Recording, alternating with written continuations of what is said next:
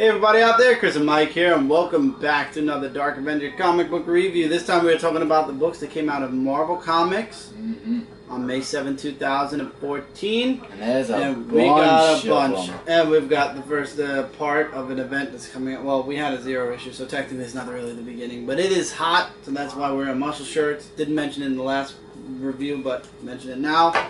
Mike's got a bunch of books. Amazingly, you almost have, I think, more than me. Really? I think maybe. DeadPool versus Carnage issue number 3. Now, with this book, I enjoyed the issue, but it's getting to the point now where it's like, look into the messages, and it's like, you look into it, and he makes up these random, stupid, crazy things, but you know what? They're always the truth. They're always right, and it's just mass mayhem. When you get Carnage versus DeadPool, you get literally some blood. And you get a lot of... you had to expect that with these two. It was crazy.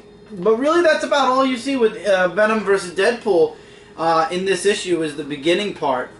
The rest of the book is basically DeadPool chasing after Carnage. And Carnage is heading somewhere. He's like, you know what? DeadPool said I should look into the messages. So I'm going to look into things. And he finds a secret base where it's run by the team... Mercury team? This is Mercury team. Yeah, and they're basically, they control the other symbiotes. And their purpose is to take out Carnage. Except Carnage comes to them first and takes them out. And then DeadPool shows up, obviously, after Carnage showed up. And there's like a 2-page spread where Carnage basically just cuts DeadPool into several different pieces. But the place is about to blow because all the symbiotes got free. The last page kind of... What the hell Yeah, is I'm starting to question the path of this, but... Spoiler alert, DeadPool gets put back together by 4 different symbiotes. So now it's DeadPool with 4 symbiotes connected to him. Are you telling me now DeadPool's going to be to control the symbiote? DeadPool has 4 symbiotes on him, not Carnage's symbiote. Just 4 other symbiotes connected to him. Carnage went to the base to destroy the symbiotes, but apparently they got away, connected to the dog that was at the base, and now DeadPool is a symbiote, and he's obviously going to be using this to go after Carnage, and all of a sudden I see this series kind of... Well, it's a mini-series, right? It is a mini-series, but I see this series kind of flipped over now a little bit. So this is the 3rd issue, right? So there should be like 2 more left? I think so. I think there's 5 issues. I think so. So we'll see where it goes. Right now, I'm not recommending it. I'm not recommending it. I'm saying if you want to read something with DeadPool versus Carnage, there you go. There's going to be DeadPool versus X-Force next. I'm not getting that. That doesn't sound good either. Alright, Loki, Agent of Asgard, issue number 4. It was okay, more of a kind of... I mean... Really, in this story, it was talking more about, there's this mountain that, this guy goes up, Sigurd, the Ever-Glorious, and he talks about his sword, who he calls, Graham. Now, we all know from the last story about the sword, well, not the whole story, just that he has a sword and everything, and he's telling the story about, how he got the sword. Loki's in an apartment still on a day, and they actually tell you something of cooking-wise, which actually, you should try it. No, it's okay. I don't know, usually you're interested in these things. So, he tries to use his invisibility to get in there to get his sword back, because Loki has it. And then it goes earlier where Loki's talking to the Foremothers about stuff like that, and you can read the book about that. The artwork's not too bad, really. The artwork is still pretty good. And it turns out that Sigurd is fighting against Loki. And it was a really intense fight, like on the clothesliner that wound up in the dumpster. And it wound up with Sigurd walking away thinking, I guess, that he killed Loki, so to say. And then there's this thing where the guy turned out to be Mephisto. I can't stand Mephisto ever since we He's Spiderman. and X Factor and in the Whatever, Thunderbolts and all the... No, I mean not X Factor, the Thunderbolts I meant to say. And then there was a contract he signed, and then Loki comes and says, that's not a real contract, that's just a fake one and stuff like that. And Mephisto doesn't really like that too much, and it just goes a little like... Basically, it just wound up with Sigurd being taken to the Four Mothers, or the Mothers of Loki, whatever they're called. And, so, he's just on a mission, and he asks basically these three to help him out. And one of them actually used Thor, ironically, so I don't know. I mean, it's okay, but if it's gonna start going a wee bit down further, I may have to drop it. Okay. May. I didn't say if I am or not. It's a fair thing to say. It's on the fence, but up to you guys. We've been reading all along. Magneto issue number 3 was pretty good. It actually had in between of what 1 and 2 had with inner dialogue and talking, so it's like putting 2 together, which actually makes sense. First off, talks about the 2 agents who are looking for Magneto.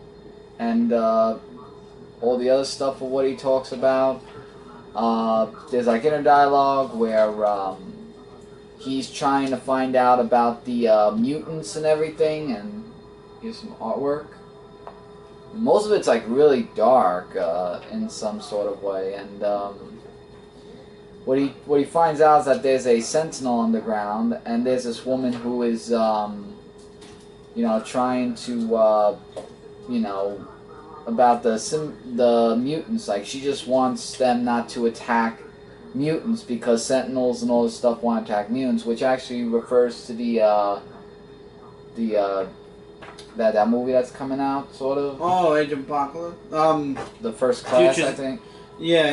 Yeah, like that movie. I mean, it kind of is getting to that, and he uses her just to not for the robots not to attack the mutants, or Magneto, so to say. So he uses her as a shield and stuff. So what happens is that, she just wants to make peace and everything, and Magneto winds up killing the woman. And, yeah. Basically, there are lots of other stuff that you'll just have to read the comic book to find out. Pretty dark. Like I said, yeah, it is pretty dark, but it's getting really interesting, so I was actually really satisfied with Magneto issue number 3, so I'll be picking up the next issue and find out what goes on there. New Warriors issue number 4. I enjoyed it. I know a lot of people aren't too happy with the New Warriors. I personally am enjoying it. I didn't read the first volume of New Warriors, so for me this is my introduction to the New Warriors. So Nova in the last issue looked like it was done for him. Apparently he actually still is fighting in this issue. He's still fighting until the Evolutionary kind of grabs him and starting to choke the life out of him. And then of course his friends come to the rescue. Namely Mark, Justice. Oh god, tell me the names in the front again. They're not, are they? No. Oh yeah, they are. Speedball, Sun Girl, and Haichi. I'm gonna call him Haichi. Haichi. And basically, they help free Scarlet Spider, Hummingbird, and again with the name that I cannot remember for the life of me, Water Snake. And basically, this happens. This was an amazing splash page. I love this page. I can't explain to you how much when I turned to this page, I really liked it. So Haichi apparently turns into this at some point. He doesn't know how or why that happens. But basically, the New Warriors fend off the High Evolutionaries and the Evolutionaries. Don't want to say how, I don't want to say why, or how they won.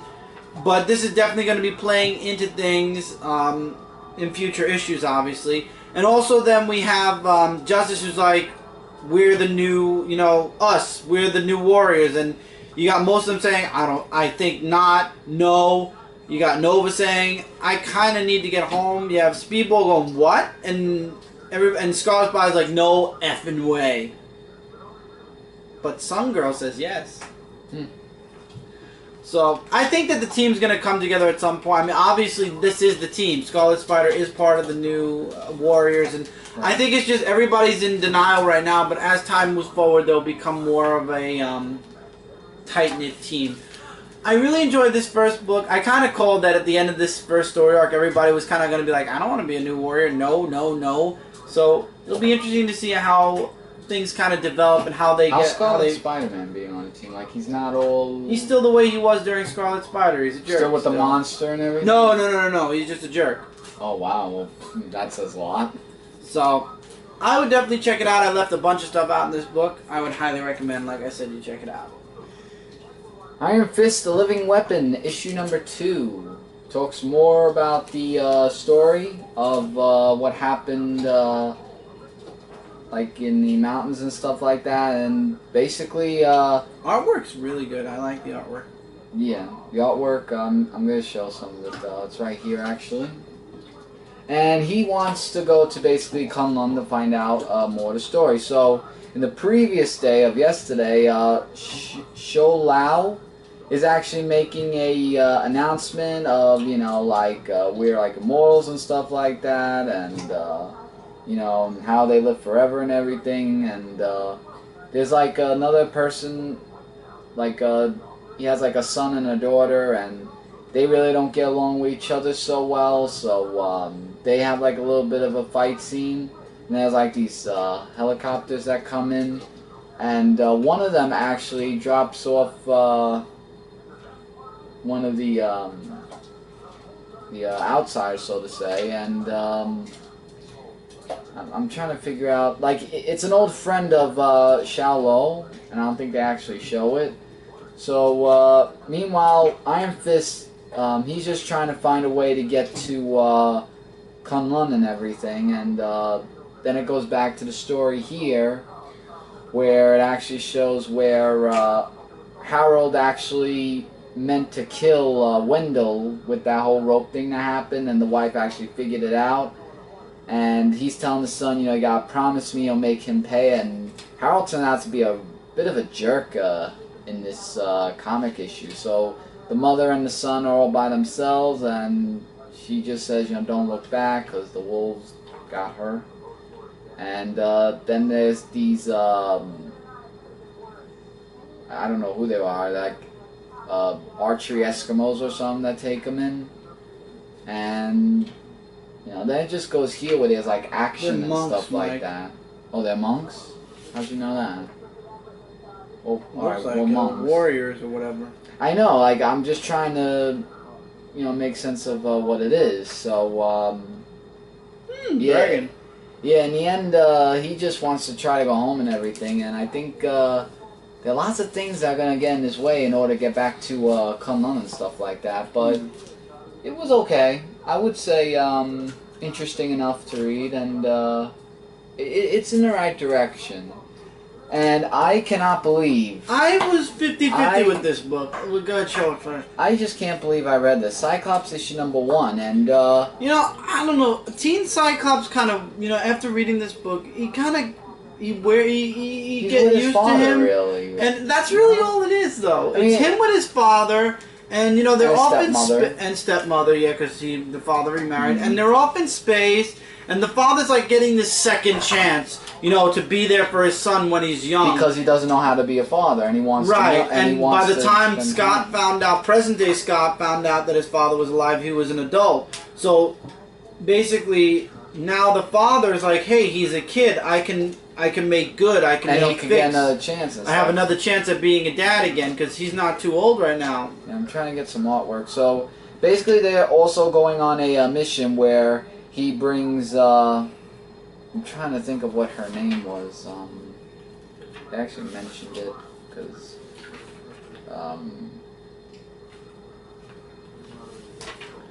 because she actually like he invites her to go. With him to this place. Can't get her name. Well, and then also he talks about writing a letter to Jean Grey, actually, also, but that's just a little bit of a thing. So, well, anyway, they go on a mission, and he brings him along with other crew members and stuff like that. And the whole thing, like the well, they're pirates, really so he's teaching his son how he's a pirate. Yeah, of how he's a pirate and everything. So, you know, I mean, I like the background story of Cyclops, and you know, he's just trying just to be with his son more because he really wasn't with him as much and everything. So, I guess things are. It was going in the right direction. Like, I found this to be an average read, so to say. So I don't see this lasting really too long. I see it, if it's a once-a-month book, I see it maybe pushing out 12 issues. probably. If it's a twice-a-month book, maybe 24 issues. I see this not lasting long, especially because they're going to want to put Scott back on Earth soon. So I see this only lasting for about a year, give or take, and then I have a feeling that Scott's going to come back to Earth. It's average for me, really, so. Miles Morales Ultimate Spider-Man issue number 1. I thought this was a really good issue. The only Ultimate comic right now that I am very happy to be reading. I'm giving Ultimates one more shot next week. FF I dropped already because there is no way I'm continuing that series. So, Ultimate Spider-Man. So, apparently, Green Goblin, now that S.H.I.E.L.D. is disbanded, was being transferred somewhere else. And spoiler alert here, but really not a spoiler alert because we're going to be seeing Spider-Man versus Green Goblin. He escapes. You have Miles still dealing with the new ways of life, and his father is still missing, and he's still looking for his father. You've got the Spider Twins, these guys that they're calling the Spider Twins, who pull off a robbery, and Miles isn't too happy about that either.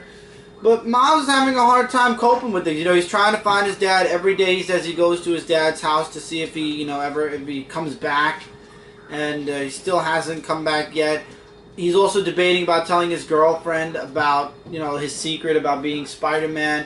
Gang thinks he shouldn't. He contacts MJ. He asks MJ about what happened between her and Pete. Like, when did Pete tell her? And she says he told me right away. I think we would have broken up if he didn't tell me. But, and this is the huge but, in telling me that, it was like we were married. She said, if this is just a teen crush or, you know, puppy love, it's something that you might not want to tell at this time. This is something that's like a commitment. When you tell this person, it's like committing to that person. And then the ending, I have a feeling it's not who everybody thinks it is. And I have a reason why. I'm going to spoil it because I want to discuss it, but by now everybody knows. Peter Parker shows up in Miles Morales' dad's house. Why? And he's basically like, I'm looking to get some of my stuff back. It's more than time for the original Spider-Man to get back into the game. Now, remember, Green Goblin just escaped. Right. All of a sudden, Peter Parker's out somewhere, and it doesn't really feel like Peter Parker. So my predictions go as follows. Either it's something to do with Norman Osborn, it's a clone, but not Ben Reilly. Or could be a chameleon that... Could be the chameleon. This is not the way... If Brian Michael Bendis was going to bring Peter Parker back, he would have brought him back in a spectacular way. Not just... First of all, why is he in Miles' father's house? What's the point of him being there? How does he know of Miles? Because he died before Miles became Spider-Man. Didn't they meet before he died? No. That's Peter Parker of the 616 universe. Oh, so this is the other one. Okay. Why is he there? It all points to this isn't Peter Parker. There's something screwy going on around here. And as much as we would all love for it to be the ultimate Peter Parker and there'd be the ultimate Spider, except Kat, who doesn't want Peter Parker back. But as much as we all are like, oh my God, you know, he's back, I don't think this is the Peter Parker that we are all expecting him to be. I think this is, and I think everybody knows that in a way. Everybody kind of has that feeling that, yeah, this isn't the Peter Parker of the Ultimate Universe. This isn't the Peter Parker. It is a Peter Parker, not the one, clone or whatever. Alright. All New X Factor, issue number 7. I did...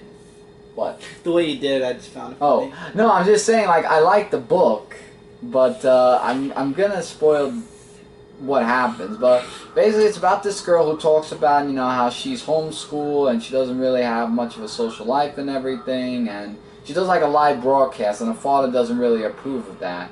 And then back at several industries, Harrison talks with, Linda. Linda about, what happened in the last issue. And he says to Lorna that,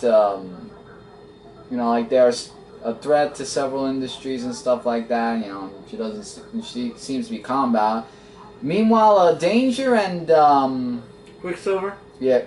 No, not Quicksilver. Quicksilver. They really didn't seem to get along with, along with each other and stuff like that. But then, meanwhile, Cypher, I think that's how you say his name. He actually finds out about the broadcast that the little girl did, and they want to help her in other ways and stuff like that. Even Lorna was really strong on to the point of helping her out. So, what they try to do is, instead of being in their X Factor uniform... Oh, I should show some artwork, should I? Classic X Factor artwork, never changed, same way, which is in a positive way. So, yeah. So they go... Remy and his cats. Yeah, and this is getting really annoying now. Havoc keeps asking Quicksilver about what's going on.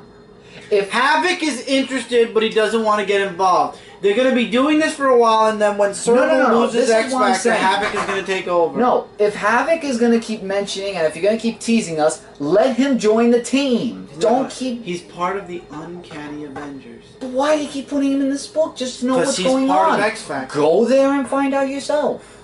I mean, it's not that hard. He has 2 legs. He can walk there and see. Just keep going. I don't know. Anyway, beside the point. Looking over that. So, they go over to this house, and they get a real welcoming with guns and stuff like that. But guns ablazing. But they didn't get killed because they were holograms, thanks to Danger's way of thinking, actually. And then they try to find a way into the girl's room, and they find her like she's all like, oh my god, you're mutants, can I have your autograph and stuff like that. And they're saying, this is weird because you looked all sad and everything. And it's like saying, oh, my dad's not that bad like you think. He bought me a new computer and yada yada yada. And they want to take the girl, and they don't want to. But something about the little girl actually does something to Cypher. And let's just say I think he's pretty much dead. Maybe he'll come back. Unless maybe she has a way of bringing him back, but I was like, what? You just joined? This you should be reading, because this is a classic tale. Well, I had so many books this week. Amazing Spider-Man 1.1. I love Alex Ross's covers, and this is the first time in a long time that I could have an Alex Ross cover for cover price, ironically. And in this book, it takes place right after Uncle Ben's shooting. Pete learns a lesson, great responsibility, Great power comes great responsibility. Yeah, I know.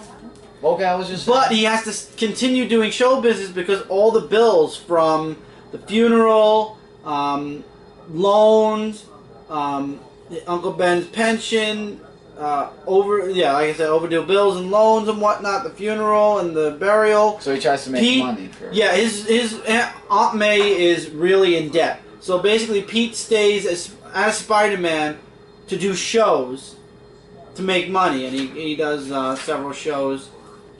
But he's missing out on school. He's skipping out on classes. He's disappearing.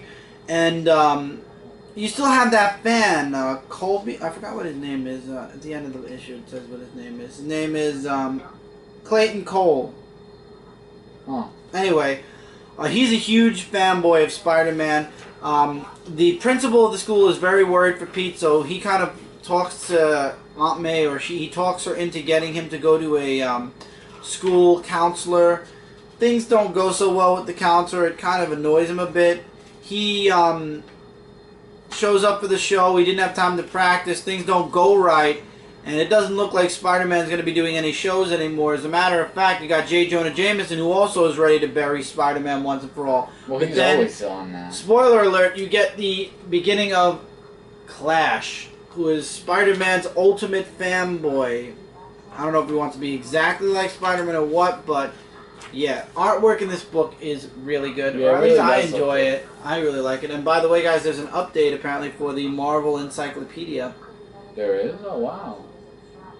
Updated and expanded. And there's a 75 years cover art. Well, I had to figure.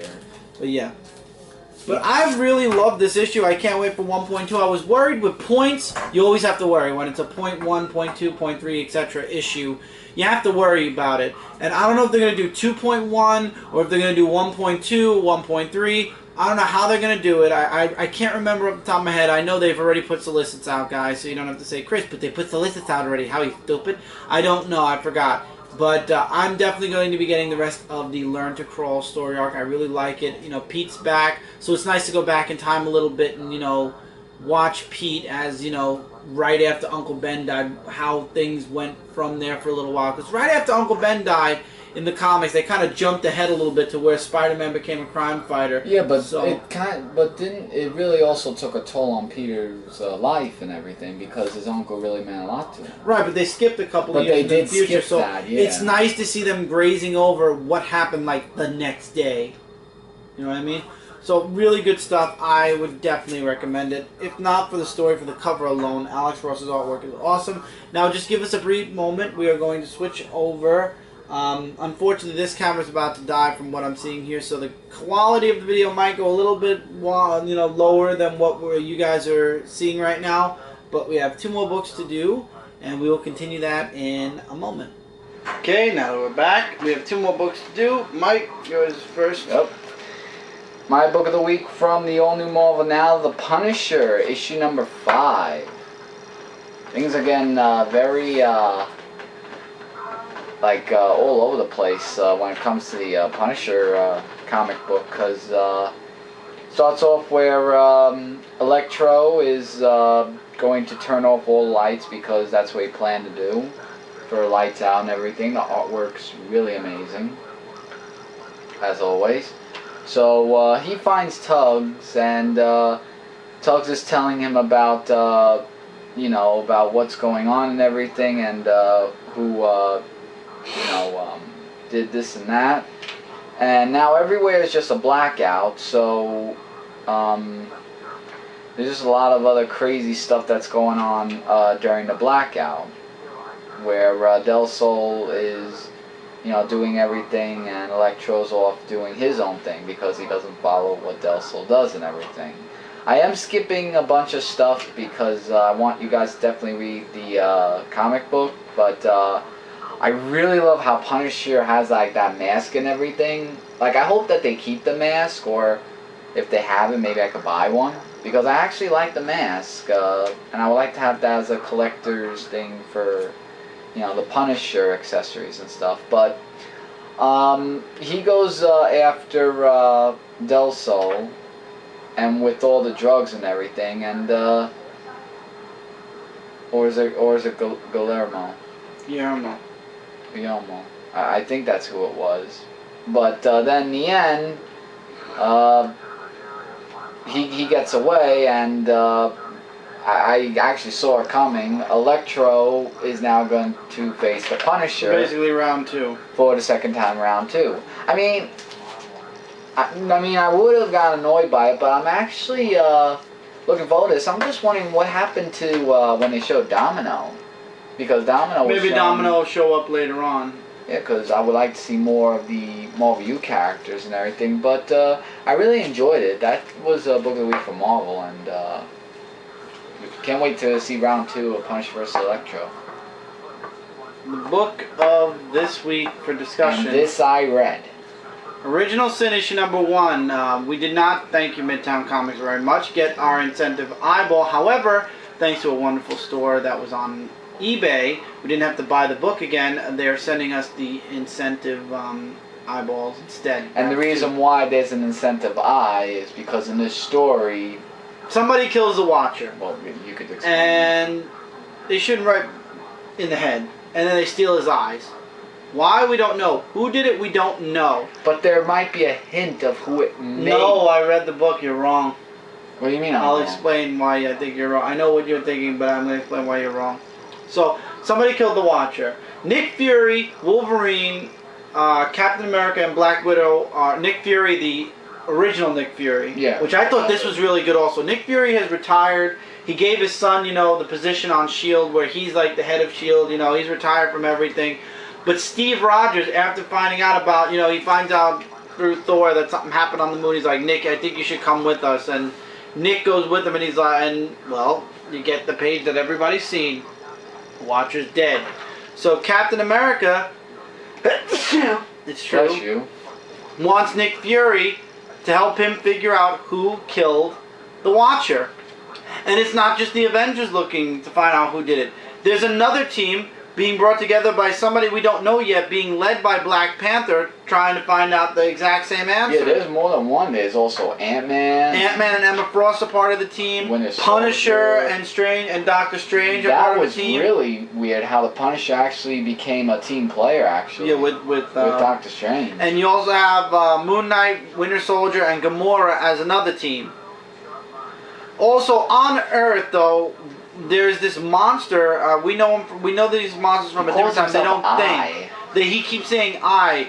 Apparently, he was there when the Watcher was killed, and he's like, "I can't unsee what I saw. You can't take it back. We saw our sins and whatnot." And you have Spidey and the Thing versus this monster, and in the end, the monster has the ultimate nullifier, which Nova brought to the Watcher. So apparently this monster stole it from whoever killed the Watcher, and he basically blows his own brain out. So Nick Fury basically shows up on the crime scene, and he was kind of skeptical. He's like, I don't know if I want to come back into this. And then he actually tells Cap that, it's not just villains that know about the Watcher. There's also heroes that know about the Watcher as well. It could be anyone. And Cap says, I don't care. All I want is the truth. I want to know who killed the Watcher. So basically, in the end of this book, you have Nick Fury saying, I'm in charge of this case. So Nick Fury is basically on the case. We get a brief glance over here of who has the Watcher's eyes and who's responsible for the Watcher's death. But we don't see who that is. Nope, because it's shadow. As a matter of fact, that person's head is under a cloak. And that person has an accomplice with apparently red hair. Possibly. Well, all I could think of, that red hair was very cheap. But he wants the eye. He said what he's more interested in is the eye of Uatu. This is going to be a huge event, and I have a feeling shock factor will definitely be there, but I don't think it's Beast. I thought it was Beast. Maybe it's not. Maybe Beast is an accomplice. We don't know. But that body makeup didn't look like that Beast. rules out because he's teaming up with Doctor Strange. You don't know. But It could be anyone. Any villain, any hero. Somebody killed the Watcher. Somebody had a reason. Something about revenge. I have no clue, but all in all, it's at the end of this series, either a hero is going to be changed forever, like what happened with Cyclops during AVX, or a villain is about to jump up a notch. Or we might be introduced to somebody completely different. You don't know. We don't know. And I'm really curious. I did not like Age of Ultron. I was not interested in Infinity. This has me interested. Infinite. Sorry. Yeah. Infinity or Infinite, whatever. This has me interested. This me too, because I read. And I actually want to jump onto Avengers and see how Steve Rogers handles remembering about what the new Avengers did to him. Wow. So I'm really interested in seeing where this goes. Original Sin is definitely my book of the week. I don't know what you thought about it. I really thought it was very interesting of how, because I really want to know who killed the Watcher, because, like you said, it could be anybody. It's like playing detective where... It's a really good mystery book. Yeah, but I thought when they were battling I thought he was dropping hints and clues about himself of if that was him that actually No, did it wasn't. No, that person was calling himself a beast, not that he was Beast. No, I didn't say that he was Beast. I said that it could mean, No. I mean, they could sometimes drop hints at the shortest sense, and you may not be able to see it. But what it's gonna be, it's gonna change forever. And even though we didn't get the eye with the comic book, at least I mean, that's why they threw the eye in there. I say we will have it. I'll show it in the hall this coming Friday. But I'm very upset with how Midtown is handling their customers when it comes to the people who order and get it shipped to their houses. But What can I do? But it is a high recommendation to get everything. Absolutely. I mean, if you want to Who Killed the Watcher and everything, it's going to be huge. I'm actually very curious with this series. This is the first miniseries or event in a while from Marvel that I'm actually interested in. So I'm looking forward to seeing what happens next. This is also the variant cover. It's a connecting cover, apparently. I think so, yeah. So I'm looking forward to the next issue. It's a twice-a-month book. So issue 2 will be coming out, I believe, in 2 weeks. As a matter of fact, we'll be pre-ordering it this Wednesday. Mm-hmm. So look forward to that. And that's it for this review, guys. Don't forget to check out Comic Related, Comic Frontline, and Zone4Podcast.com. Together we are your #1 source for comic-related news, reviews, and a whole bunch more. Guys, free Comic Book Day books have been shipped. Of course, I wrote Midtown to try to fix things. They did not. They sent it in 2 shipments, so I did not end up paying $25 like I said on my podcast. I ended up paying the full $30. Or, no, yeah, it was about $27 for shipping after all, because they sent them separately. So I love that I talked to... now they sent them separately? Yeah, I talked to a representative about combining my order, and apparently it went right over that representative's head, and they didn't do it, and I'm now being charged for... Wow, I would have been really pissed off. I'm holding, I don't even care anymore at this point. Good. I'm just I will not be... This is it. This was a lesson. Yes, this was a lesson that I will not order comics from Midtown on Free Comic Book Day anymore. Definitely got to I would highly... next year. I'm warning you guys to not do it, as a matter of fact, because you will be very, very upset with Midtown. I'm very upset with Midtown, and if I could find another place that I know would have my books to me early, I would absolutely, after this, switch over, but I can't do that right now, and I'm not going to previews. Because I change my opinion on books, and you have to give them a month's notice. If I don't like a book and it's twice a month, I get stuck with another book. I can't do that. So, unfortunately, I'm just going to have to stick with Midtown for right now. And, maybe as time moves forward, I'll cool off from what Midtown did. But I'm very pissed off with Midtown right now for this free comic book day fiasco and just money-making thing that they've done. They took something that's, really special for comic collectors, and they made a profit off of it, which I think is bullshit. But besides the point. So until next time, everybody. Tonight, don't forget, is the live show. We're going to have a lot to talk about on the live show. It's also Xenoscope, the annual Xenoscope Celebration Week on Frontline right now. And this time I will be there. That I won't get sick again. So look forward to a lot of stuff on Frontline from Xenoscope Entertainment. We got big stuff for you guys planned this whole week, and maybe even going into next week. So the celebration might extend out a little bit further. We'll see where that goes. But until next time, everybody, take care, keep reading, keep collecting, and we'll see you guys really soon in the next review. Free Comic Book Day haul will be up as soon as I get the second package, I guess. Yep. So, later, everybody. Later, guys.